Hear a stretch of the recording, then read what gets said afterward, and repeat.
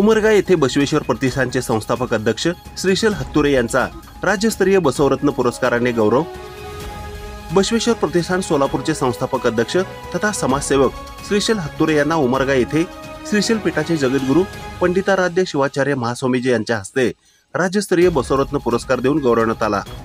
उमरगा येथे लिंगायत समाज धाराशिव व बसवरत्न बहुउद्देशीय सामाजिक संस्था उमरगा यांच्या वतीने शनिवारी सायंकाळी 7 वाजता बसवरत्न गौरव पुरस्कार वितरण सोहळा पार पडला।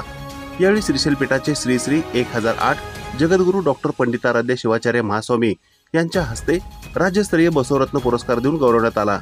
कार्यक्रमाच्या अध्यक्षस्थानी माजी राज्यमंत्री बसवराज पाटील होते।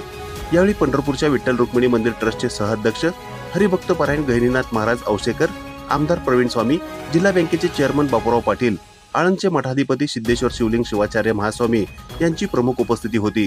आमदार प्रवीण स्वामी, बसवेश्वर प्रतिष्ठानचे संस्थापक अध्यक्ष तथा समाजसेवक श्रीशैल हत्तुरे, नाशिकचे मुख्य अभियंता प्रशांत आवटी, धाराशिवचे धर्मादाय सह आयुक्त रुपाली कोरे, अमोल बिराजदार, ॲडव्होकेट लक्ष्मीकांत पाटील, सिद्धेश्वर बँकेचे संचालक राजेंद्र मुंडे यांच्यासह नागरिक मोठ्या संख्येने उपस्थित होते।